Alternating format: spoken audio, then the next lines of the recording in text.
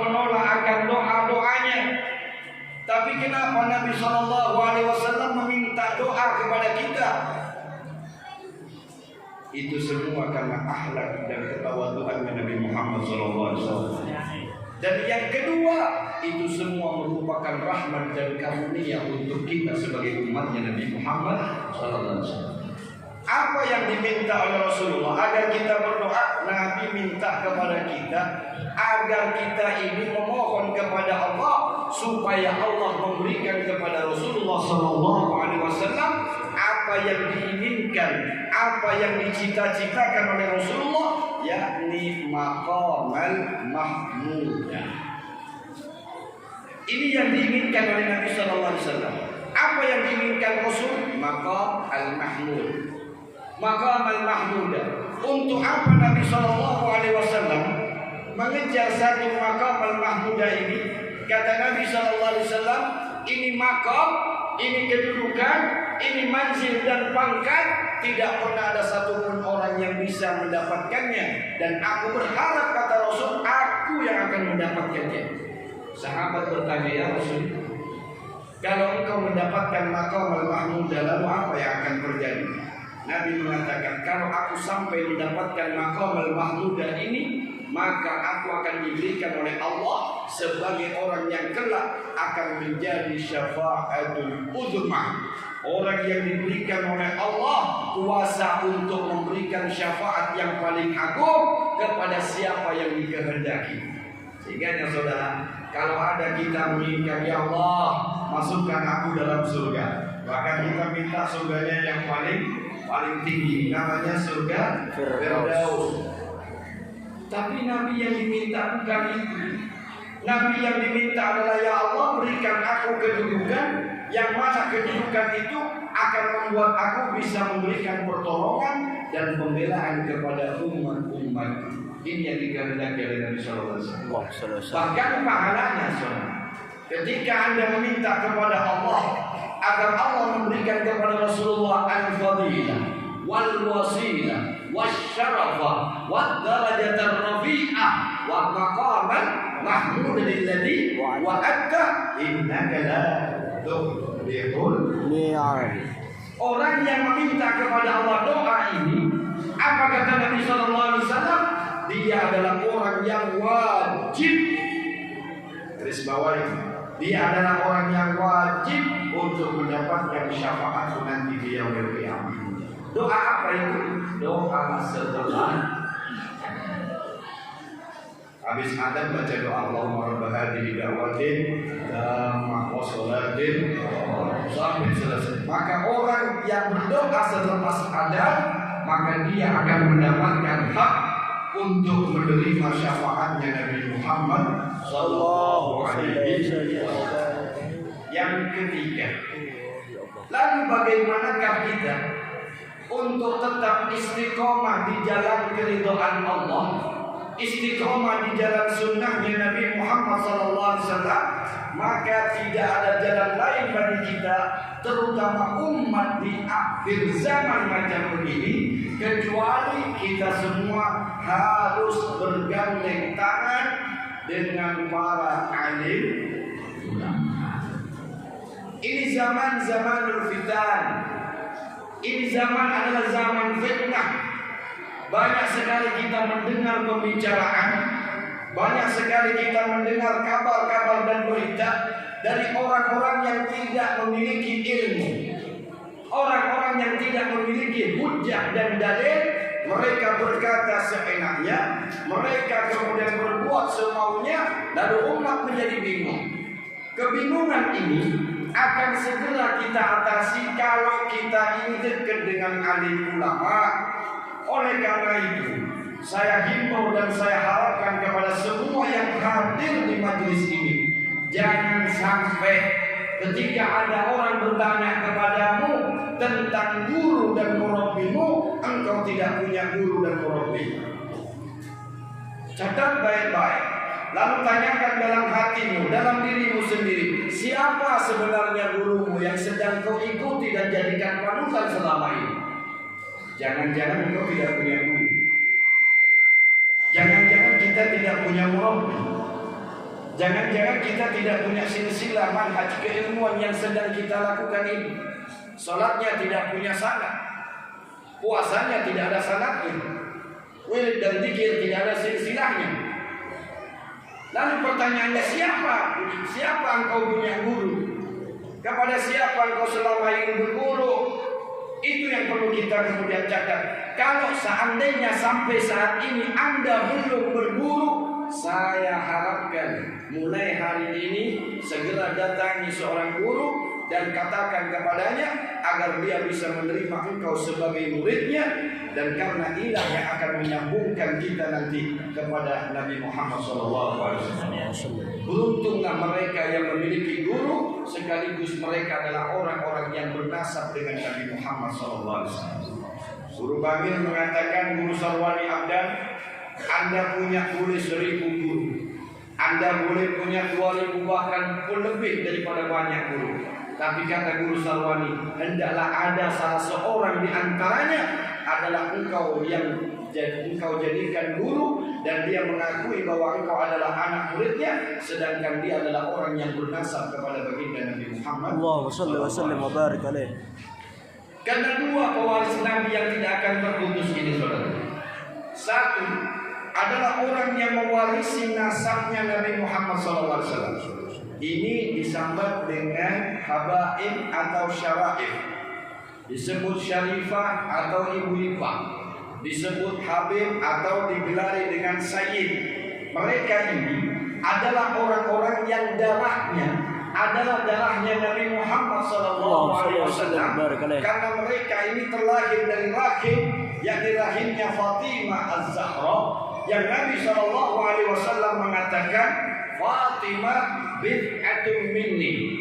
Fatimah itu adalah keratan daging daripadaku. Maka darah yang mengalir adalah darahnya Nabi Muhammad SAW.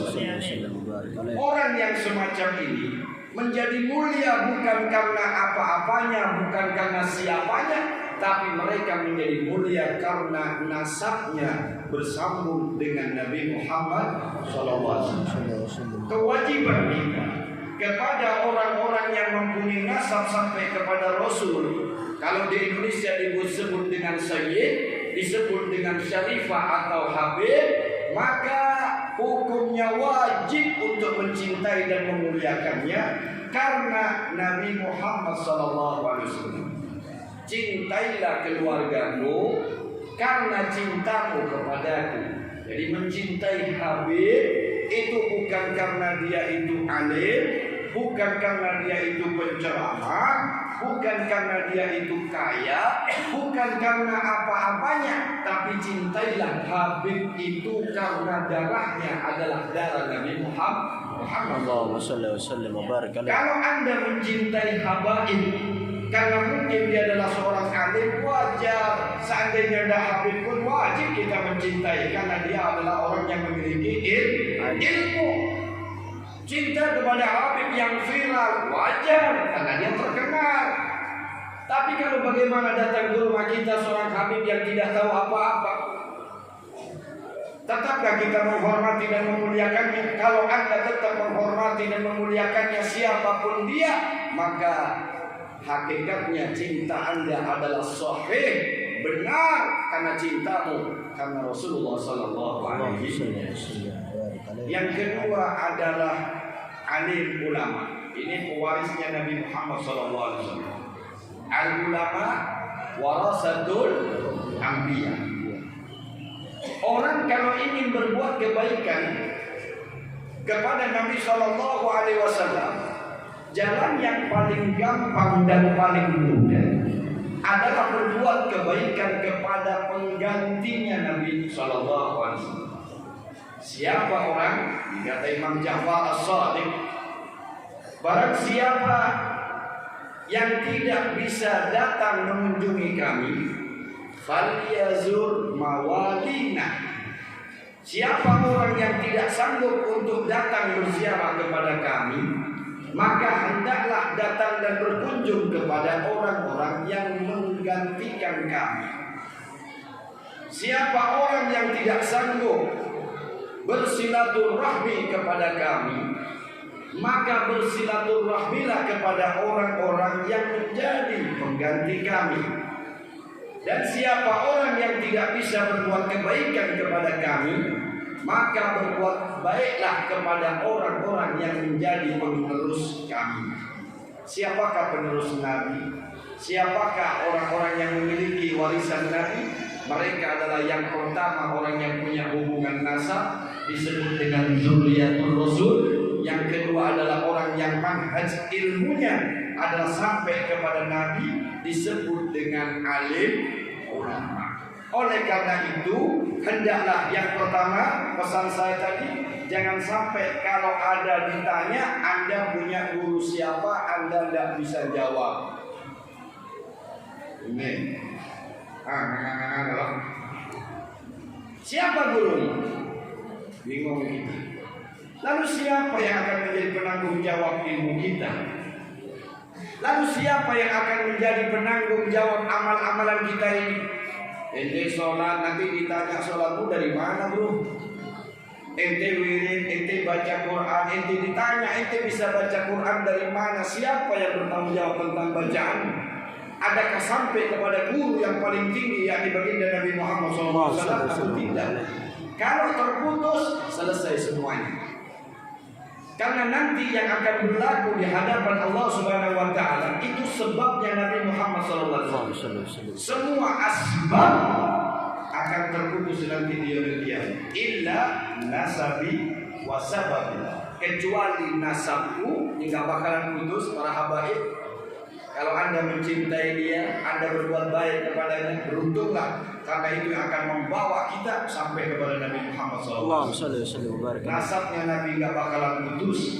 Yang kedua, sebabnya Nabi nggak bakalan terputus. Maka nanti di yaumil qiyamah yang kita cari adalah bagaimana agar Rasul mengakui kita sebagai umatnya. Ini yang akan kemudian kita dapatkan daripadanya syafaat dan pembelaan dari Rasulullah SAW. Oleh karena itu, hendaklah ada di antara kalian itu alaikum bimujalasatil ulama.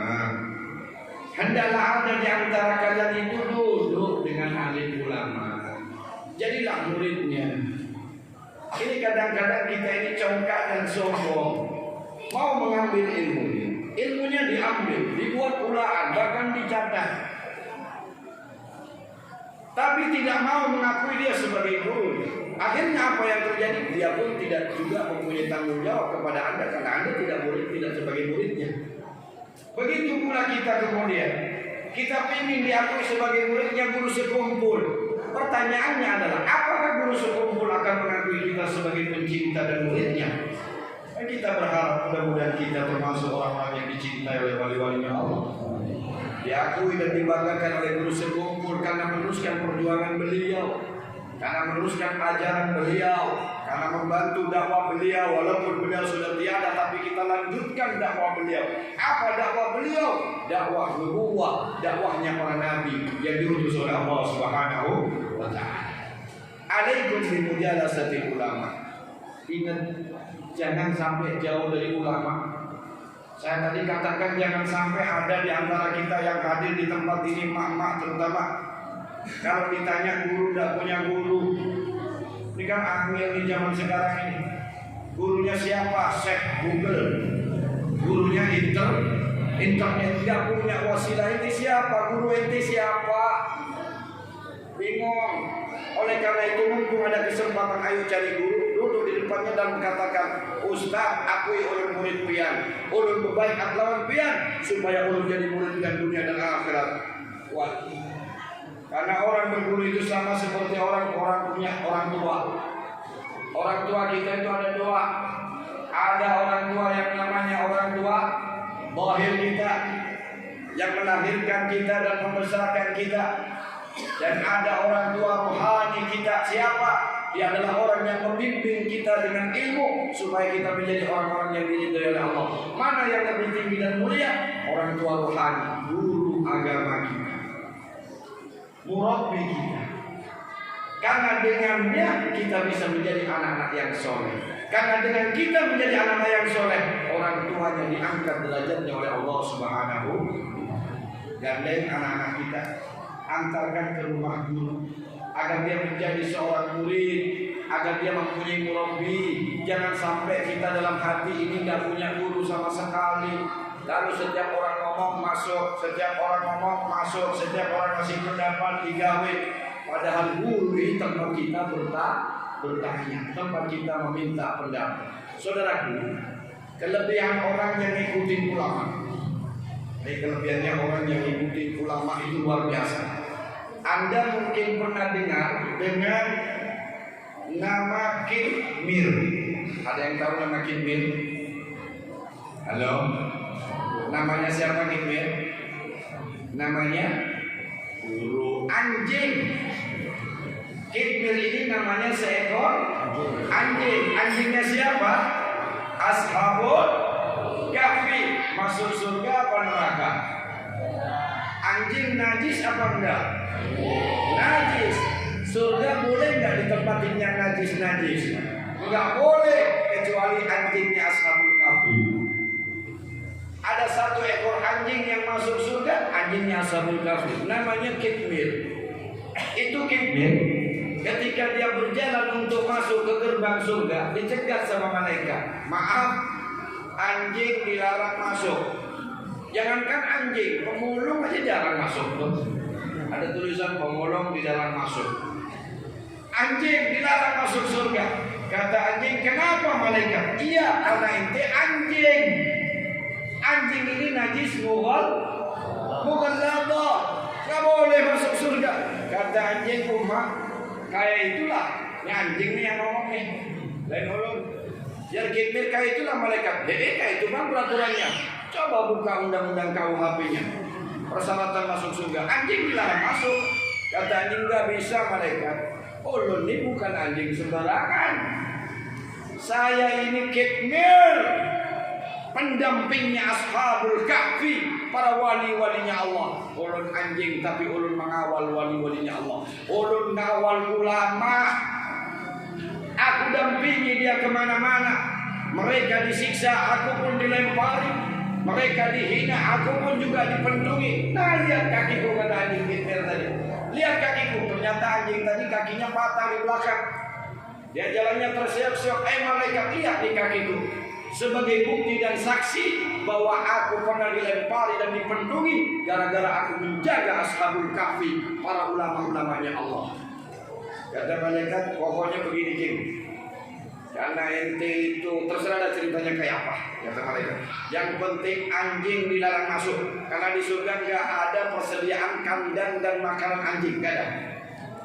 Kata anjing, nggak bisa, nggak adil. Debatlah anjing sama malaikat. Sampai Allah Subhanahu wa taala berkata kepada malaikat, "Wahai malaikatku, biarkan dia masuk karena dia tidak bisa putus cintanya dengan para alim ulama, maka masuklah anjing ke dalam surga berkat khidmahnya." Dan lagi saya katakan berkat khidmatnya. Apa khidmat? Berkat baktinya dia, pembelaannya dia, bantuannya dia terhadap orang-orang yang menjadi alim ulama. Al-Imam Ghazali mengatakan, siapa orang yang pernah mengawal seorang alim ulama untuk berdakwah di jalan Allah, sedangkan ulama tadi adalah ulama-ulama yang tulus dan ikhlas karena Allah, 2 langkah saja. Anda pernah mengawal kiai ceramah 2 langkah. Berapa langkah? 2 langkah itu. Maka orang yang pernah mengawal kiai ustaz untuk ceramah 2 langkah tadi, wajib orang tersebut untuk mendapatkan syafaatnya ulama nanti di hari kiamat. Nah, orang yang memberi syafaat itu ada 3. Yang pertama anbiya wal mursalin, yang kedua as-syuhada, orang yang mati syahid, yang ketiga adalah al-ulama. Orang yang mengawal ulama wajib masuk surga. Sekarang kita tanya, kalau anjing saja masuk surga karena cinta kepada Ashabul Kahfi, lalu bagaimana kalau Anda yang bukan anjing ini, manusia bahkan santri, lalu yang mencintai para habaib, cinta dengan zuriat Nabi dan mengawal para alim ulama, lebih hebat daripada Mudah-mudahan Allah berkahi kita semuanya. Allah berkati rumah tangga kita. Allah jadikan rumah tangga semuanya rumah tangga yang sakinah, mawaddah, warahmah. Allah berkati anak dan keturunannya. Allah jadikan anak-anak dan keturunan kita anak-anak yang soleh. Amin ya Allah. Amin ya Allah. Allah berkati usahanya. Allah luaskan rezekinya. Allah mudahkan segala hajat-hajatnya dan Allah kabulkan semua keinginan dan cita-citanya. Dan kita mohon kepada Allah, ya Allah, Allahumma barik lana fi Rajab wa Sya'ban wa ballighna Ramadan. Ya Allah, berkati kami di bulan Rajab ini dan berkahi kami di bulan Sya'ban, serta sampaikan umur kami untuk bertemu dengan bulan Ramadan yang akan datang. Rabbana taqabbal minna innaka antas samiul alim wa tub alaina innaka antat tawwabur rahim. Wa sallallahu ala sayyidina Muhammad wa alihi wa sahbihi wa barik wa sallam walhamdulillahi rabbil alamin. Saudaraku yang dimuliakan oleh Allah, mudah-mudahan yang sedikit ini ada hikmah dan barokahnya buat kita semuanya. Pulang dari tempat ini kita lebih semangat lagi untuk menjalankan sholat yang 5 waktu. Pulang dari majelis ini kita lebih semangat lagi untuk hadir majelis taklim. Datangi para alim ulama, kunjungi rumah-rumah guru, lalu angkatlah diri ini agar kita mempunyai seorang guru yang akan menjadi penanggung jawab nanti kita di yaumil kiamah. Syukur-syukur kalau gurumu itu adalah orang yang bersambung nasabnya dengan Nabi Muhammad sallallahu alaihi wasallam. Semoga Allah berikan kita panjang umur, sehat walafiat, dijauhkan dari bala bencana. Amin ya Allah. Amin ya Allah. Amin ya Allah. Amin ya Allah. Amin amin amin ya Allah. Amin ya rabbal alamin. Wallahul muwaffiq ila aqwamit thoriq. Assalamu alaikum warahmatullahi wabarakatuh.